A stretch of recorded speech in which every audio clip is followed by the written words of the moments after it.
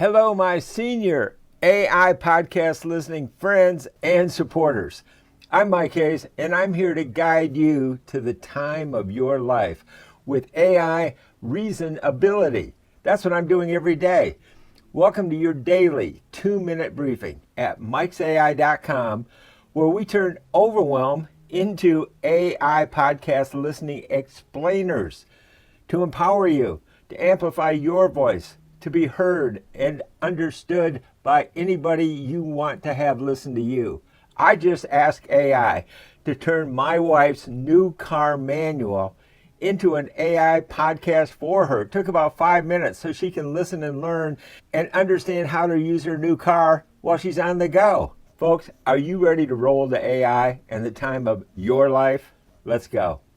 Today, we're going to cut through all that AI hype. Here's a simple, safe way for you to start. So, are you feeling totally overwhelmed by all the AI noise? You're not alone.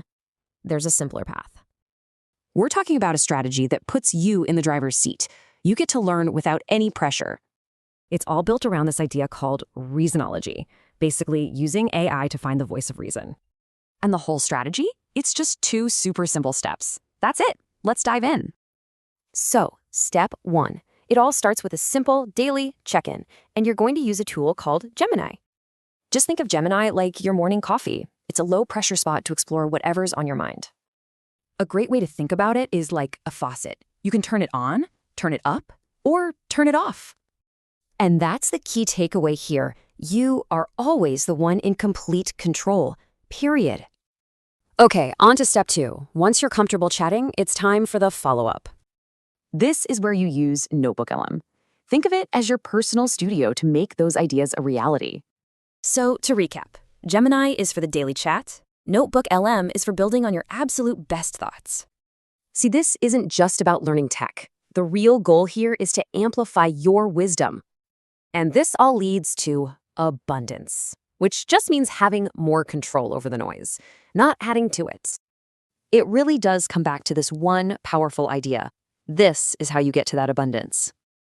So, what's your first step? It's super simple. Just open up Gemini and say hello. You know, our mission here is, well, it's always the same, really. We take that huge stack of information that you're probably staring at, Right. and we just try to strip away all the noise, all the static, and hopefully what you're left with is something refined, something you can actually use, actionable knowledge. And today, that feels more necessary than ever. We're tackling, I think, what is probably the biggest challenge for anyone trying to learn right now. Oh, absolutely. Especially with generative AI. I mean, how do you even find a path to getting good at this stuff without just completely drowning?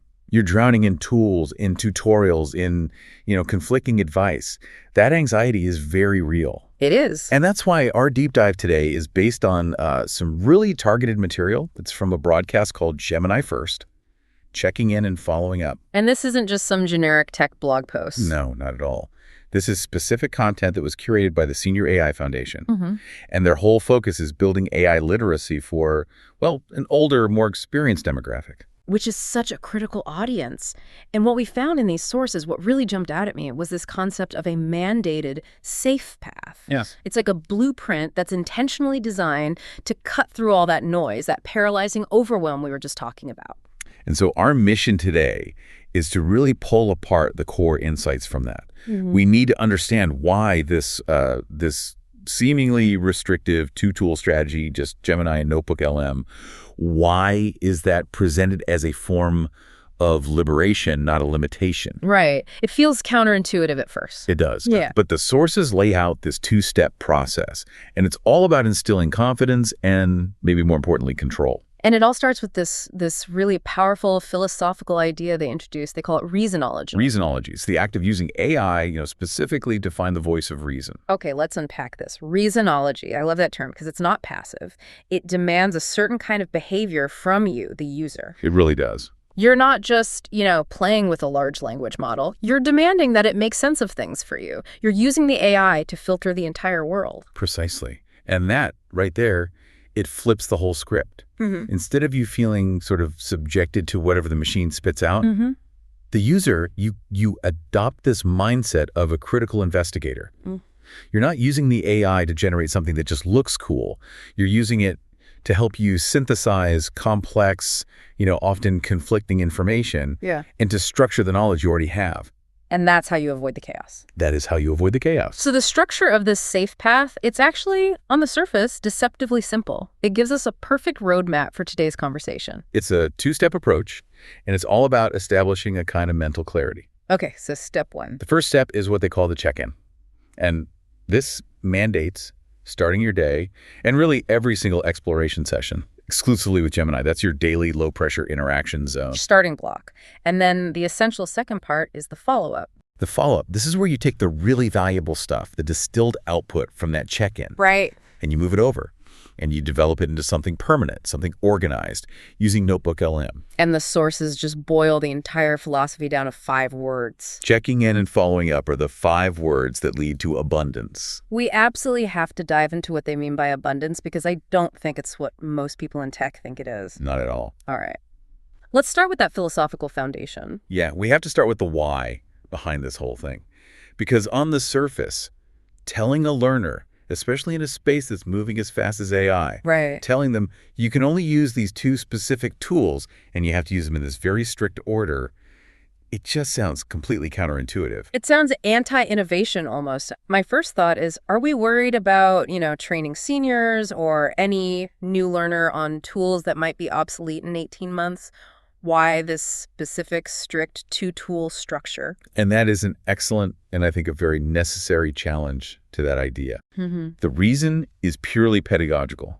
It's all about cognitive load and creating stability. Cognitive load, that's the key, isn't it? That's exactly it. The primary enemy this entire strategy is designed to fight isn't the technology, it's information overwhelm. Okay. When you're new to AI, just the sheer volume of options is paralyzing. You have ChatGPT, Claude, Perplexity, Midjourney, NotebookLM, Gemini.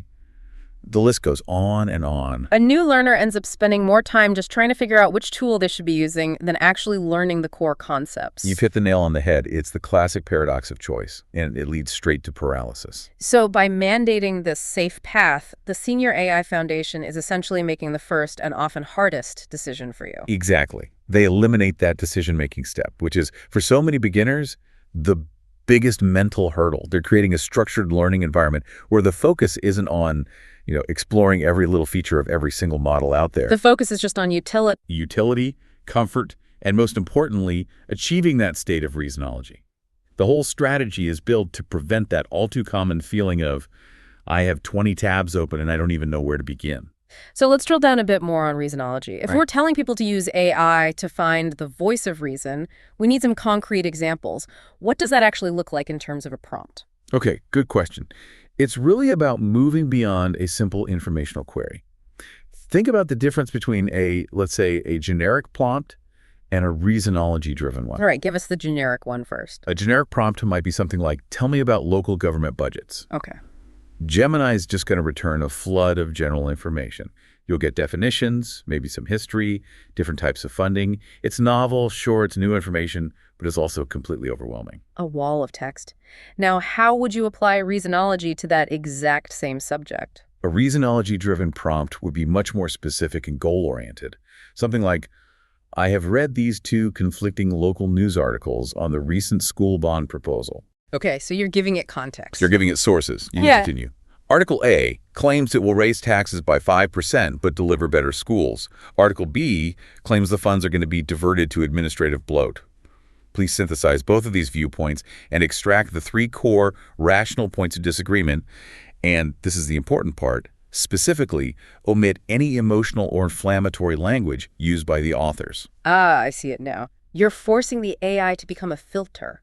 An impartial synthesizer, not just a search engine that brings you back 10 blue links. You've transformed the AI from a simple generator of text into a structure of thought. A structure of thought, I like that. You are demanding sense-making. You're demanding distilled clarity. And that process, that distillation, is the key to preventing overwhelm.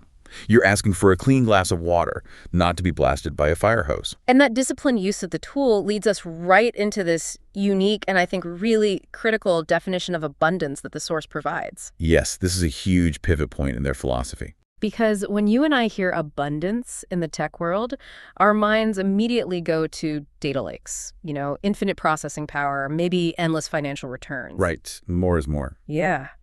But the source completely rejects that idea. Completely. For them, abundance is explicitly not about having more noise.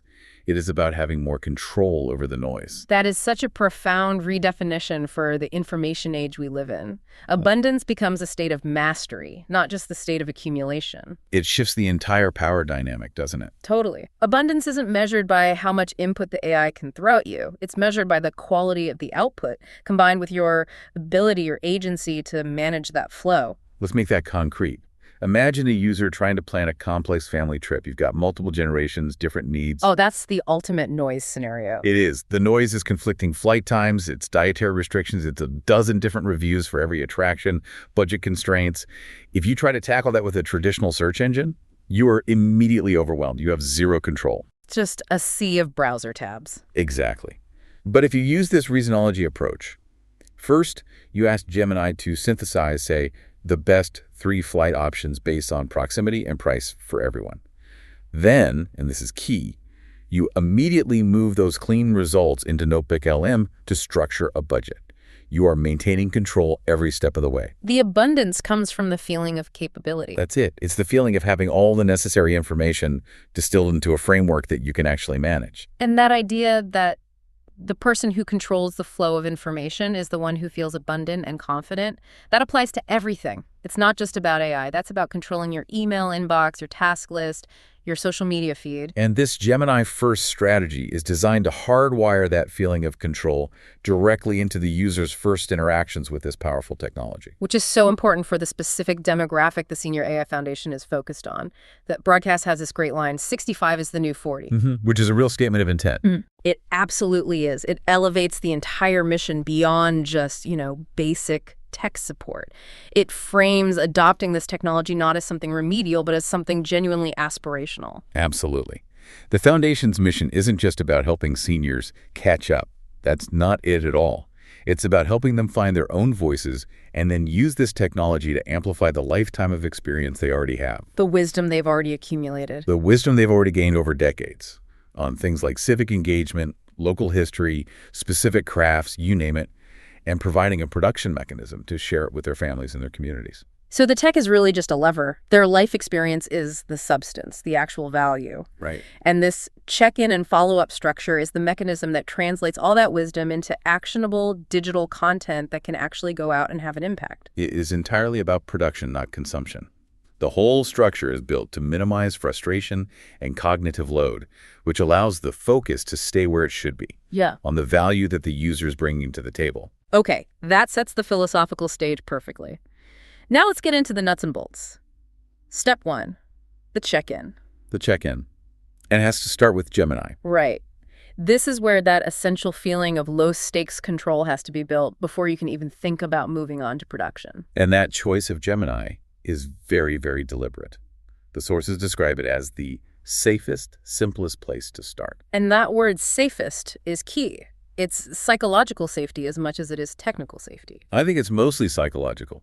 The simplicity of the interface is what guarantees that the barrier to entry is just about zero. It's just a chat box. It's just a chat box.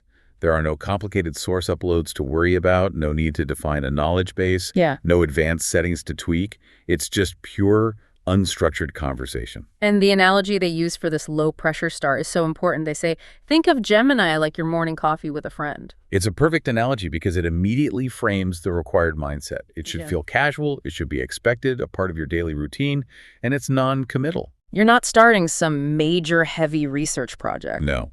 You're just having a daily conversation where the goal is exploration and maybe some immediate utility. It completely removes that anxiety that comes with thinking, oh, I have to learn a new software program today. And the specific types of interactions they encourage really reinforce this low-pressure feel. They literally tell you to share random thoughts. You don't need a perfectly formulated prompt. You don't need an academically rigorous query.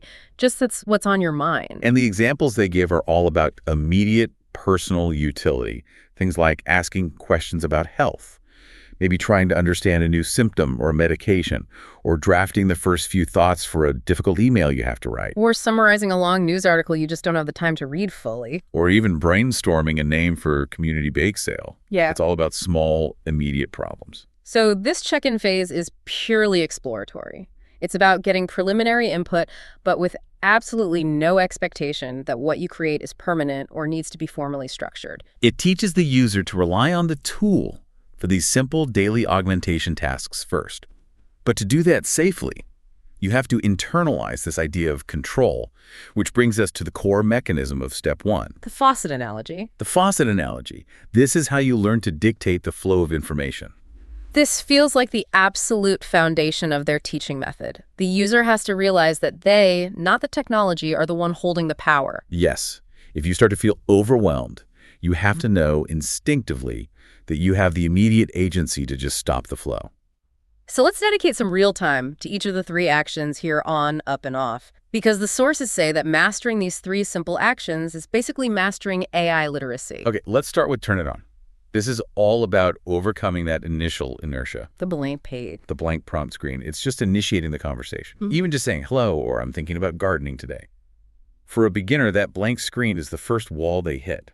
So simply tapping the faucet to get the first drip started is the most important first step. And the beauty of starting in a tool like Gemini is that the output is so low stakes. If my first prompt is terrible, if I ask something vague like, what is the internet? And Gemini gives me a 5-page history of TCP/IP. Right. I haven't wasted hours of my time. I just hit the back button and start over. No harm, no foul. Precisely. The on action is really about the ritualization of the check-in.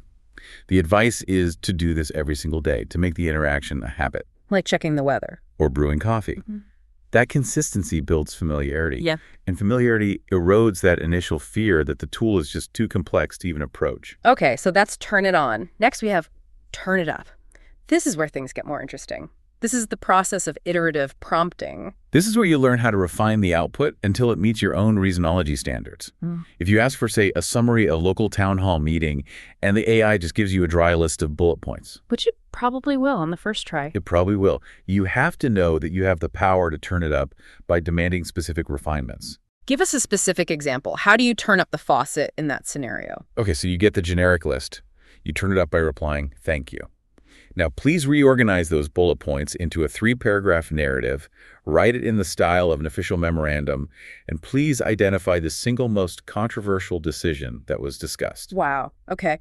That pushes the AI way beyond simple regurgitation. It forces it into structured analysis. It teaches you, the learner, that the machine is essentially a passive servant. It's just waiting for you to give it increasingly sophisticated instructions. And that really is the core difference between a beginner and an advanced user, isn't it? The ability to turn that faucet up effectively. Absolutely. The sources frame this as learning to manage the flow rate. A gentle turn gets you a basic answer. A sharp, deliberate turn gets you complex, synthesized output that requires real cognitive work from the model. Which brings us to the last and maybe the most crucial action for fighting that information overwhelm. Turn it off. Knowing when to stop. Knowing when to take a break or just reset the entire conversation. This is the absolute antidote to the doom scrolling of information. Generative AI can produce endless amounts of text. It will never get tired. Yeah. Without the discipline to turn the faucet off, the user is basically guaranteed to become overwhelmed. The turn it off action is the realization that the session is ephemeral, unless you choose to save it. That is psychologically immense. It teaches the learner that you are not obligated to read all 3,000 words that Gemini just generated for you. You can just say, that's enough for now, close the chat, and the learning stops right there. There's no penalty. There's no consequence. It reinforces your agency. You stop the conversation and you stop the obligation. This low-stakes interaction means if you don't like the answer, you can just close the browser or start a new chat, practicing that on action all over again. So this cycle of control on, up, off is the practice ground. It's the training area. So we can look at the faucet analogy as the necessary training wheels. It's like learning to drive in an empty parking lot before you even think about hitting the highway. That's a perfect analogy. Gemini is the parking lot. You have to prove to yourself through that consistent daily check-in that you can control the speed and the direction of the information flow. Before you're introduced to the complexity of actual production. And that control is not automatic. The source is very clear on this. It's a disciplined habit. And the strategy insists that until you are completely comfortable with this check-in phase, you are not ready for step 2. And that sequential structure is so critical.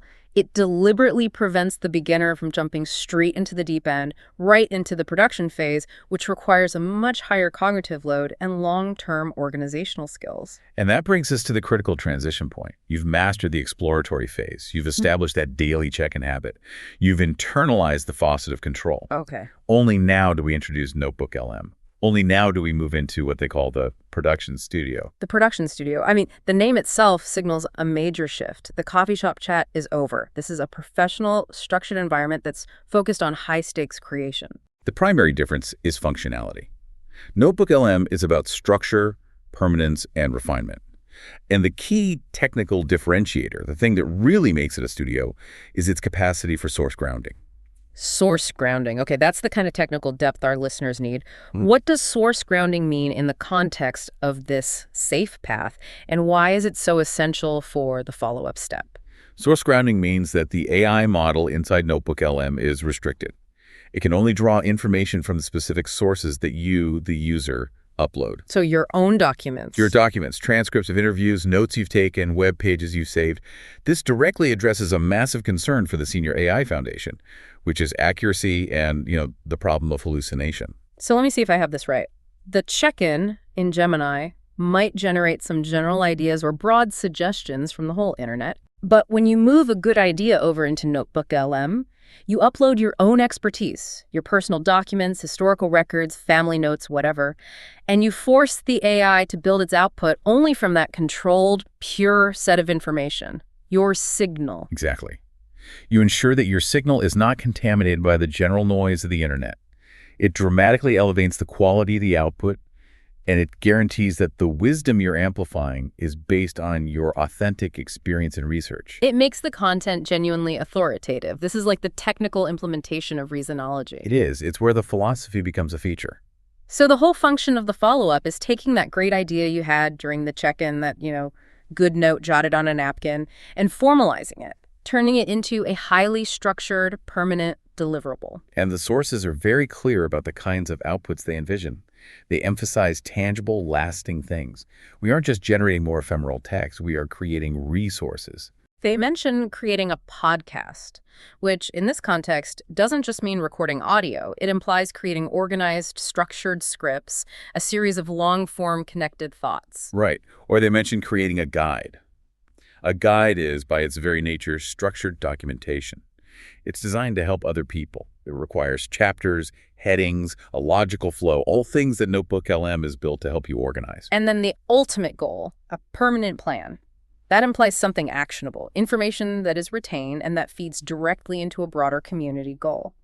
This permanence is what turns an idea into an asset. The fact that the information now lives in a structured notebook where it's ready for you to revise it and deploy it, that's the game changer. So let's connect this directly back to that idea of amplifying wisdom. Let's say we have a retired teacher who has decades of experience teaching local history. Okay. The check-in in Gemini allows her to just casually brainstorm curriculum ideas. What are some interesting events from 1950s town history? That kind of thing. Low-stakes exploration. Exactly. But the follow-up in the production studio, that's where she can upload her own old lesson plans, her lecture notes, maybe even scan newspaper clippings from the era. Her personal archive. Her source material. And then she can ask NotebookLM to generate a cohesive, structured 10-part community lecture series based only on those source documents she uploaded. That is the entire loop in action. The life experience is digitized, it's organized, it's source grounded, and the result is a robust, genuinely valuable community asset. NotebookLM is the structure that preserves her signal and filters out all the external noise. Because it literally can't introduce external noise that contradicts the sources she provided. It's designed not to. So let's synthesize these two steps before we get to the really interesting part, the broader financial implications. We have that 5-word mantra. Checking in and following up. The check-in is the daily habit. It's the low-pressure conversation, the practice of controlling the faucet. It's ephemeral, it's exploratory, and it uses the general knowledge base of Gemini to find an initial direction. And the follow-up is the purposeful action. It's the structured creation. It's the commitment to permanence. It demands control. It utilizes source grounding. And it ensures the absolute best outputs from the check-in are formalized into lasting assets. And what this does is create two very distinct mental spaces for the learner. Yes. You have a casual sandbox for learning and exploration, which is Gemini, and you have a focused workshop for creation and organization, which is NotebookLM. And by clearly separating those two tasks, you avoid the mental fatigue of trying to explore and structure at the same time. Which is the fastest possible route to overwhelm. It's what I call digital task contamination. You don't bring the messiness of your brainstorming session into the clean room where you're doing the final production. That's a great way to put it. You intentionally filter your input before you commit your resources, your time, your effort, the permanence of the project to the output. Okay, this is where it gets really interesting for me. Because this strategy, it's not just a personal learning framework. It connects directly to measurable community goals. And a pathway to financial sustainability. This is the ultimate so what for the organizations that are adopting this. The structured output from this process has real-world financial implications. This is a fascinating link between AI literacy and nonprofit funding. It's a huge one. So what's the critical detail here that connects them? The critical detail is that this two-step process, by focusing the output exclusively on things like education and safety, helps the senior groups and their community organizations qualify for Google Ad grants. Okay, now that is a big deal. Google Ad grants are a massive resource for nonprofits, free advertising credit, but they're notoriously strict about the quality and the focus of the content they'll support. Extremely strict. So why would a strategy centered on these two specific tools, Gemini and NotebookLM, actually facilitate getting one of those grants? Because the grants are specifically for nonprofits that can demonstrate a clear, positive, and non-exploitative educational impact on their community. They require measurable dedication, they require high-quality content, and often policy transparency. And disorganized, rambling content that's just generated by open-ended chatbot prompts, the kind of noise you get from a user who hasn't mastered the faucet, that is not going to meet that bar. Not even close. If you're just using a tool like Gemini for general brainstorming, your output is scattered, it's often inaccurate because of hallucination, it lacks the structure you need for any kind of formal documentation. A grant committee needs to see evidence of thoughtful, safe, educational content. So the very structure that's imposed by the follow-up step in NotebookLM is what generates the necessary proof. It generates the documentation. It is a documentation mechanism. Let's take an example. Say the community group uses this strategy to create a local disaster preparedness guide, a classic safety topic. Right. The use of NotebookLM ensures that guide is organized, it's source grounded, maybe using only official documents from the city that the user uploaded, and is presented with a clear instructional flow. That structured, high-quality deliverable is exactly what grant administrators are looking for. In other words, the strategy itself forces the output to be high quality, to be structured, authoritative, and focused on community benefit. That inherent discipline is the key that unlocks the funding. And that focus on reasonology, finding the voice of reason, ensures the content is authoritative and educational, not just promotional or scattered. The organized guides and reports you can generate with NotebookLM are basically grant-ready collateral. So it turns casual learning into a measurable, fundable asset for the entire community. The discipline of checking in and following up isn't just about personal growth anymore. No, it's about establishing the financial sustainability for the organization itself. And that is a very powerful incentive to stick with the program. It provides this tangible, real-world reason for adopting the strategy that goes way beyond just getting comfortable with AI. It creates a direct pathway to community benefit that is tied to disciplined information use. And, we can generalize this approach for anyone listening right now, the learner. You might be tackling a totally different complex subject. Maybe it's learning a new programming language or mastering complex corporate policy or even starting a big history project. Absolutely. This check-in and follow-up model is a brilliant universal framework for structured learning. All it's doing is separating the ideation phase from the production phase. Right. If we look at it broadly, the check-in is analogous to your casual exploration. It's reading the preliminary material, it's low-stakes brainstorming sessions, it's watching some introductory tutorials. It's all about gathering the raw, messy inputs without any commitment. And the follow-up is your serious production phase. That's analogous to outlining your paper, creating flashcards, writing detailed summaries, or building a slide deck. It's the high-stakes retention and production part of learning, where structure is everything, and the goal is to create permanent, usable knowledge. This raises an important question then. Why does simply separating casual exploration from serious production improve the quality and retention of knowledge so dramatically? I think it's because by clearly delineating those two mental tasks, you drastically reduce your mental fatigue and you improve your focus. Your brain knows when it's time to play in the sandbox, the check-in. And when it's time to work in the workshop. The follow-up, exactly. You only dedicate the serious mental effort of structuring and verification when you've already decided that the input is actually worth keeping. You're intentionally eliminating a huge amount of unnecessary cognitive load. When you finally sit down to work in your production studio, you're working with distilled, valuable ideas, not a messy pile of raw notes you copied from 10 different places. Which brings us right back to the central idea of the whole thing. Abundance is control over the noise. You use Gemini to filter out the static, and then you intentionally use NotebookLM to create the pure signal. The synthesis of those two tools gives you a single, clear path to productive and sustained learning. This deep dive has really clarified the highly intentional structure that the Senior AI Foundation has mandated. It's a really smart, focused approach. It leverages two specific tools to create both psychological safety and tangible community benefit. And to just quickly recap the path for everyone, we started with that foundational philosophy of reasonology, using AI to find the voice of reason. And that crucial redefinition of abundance as control over noise, which is the direct answer to information overwhelm. Then we established that path to mastery in step 1, the safe, simple start in Gemini, the check-in. This is your daily chat where you, the learner, internalize that faucet of control. You learn to manage the flow of information by turning it on, up, and off completely at will. And finally, we discussed that purposeful creation that happens in step 2 in NotebookLM, the follow-up, the production studio. This is the phase where wisdom gets amplified, gets formalized using source grounding, and it gets structured into real community assets that can even lead to external funding. The value here is just undeniable. It's control over the noise, it's the amplification of wisdom, and it's a clear, non-overwhelming pathway to feeling confident and, yes, abundant in this really complex new landscape. And the brilliance of it all is how accessible that very first step is. They've reduced the barrier to entry to basically zero. Which brings us to the immediate call to action that the source provides. It's aimed at breaking that initial barrier, that inertia, and it's simply this. Go open Gemini and just say hello. That is your first check-in. That's it. That is the first gentle tap of the faucet. It's the start of building that necessary habit of control. And as we close out this deep dive, we want to leave you, as always, with a final provocative thought.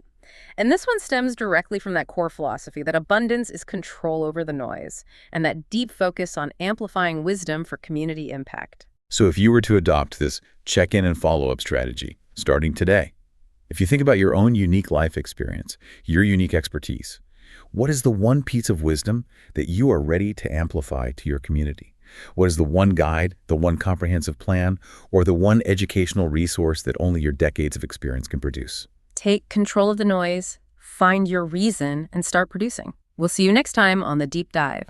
The Senior AI Foundation Education Program is here to ensure you never feel overwhelmed, just empowered.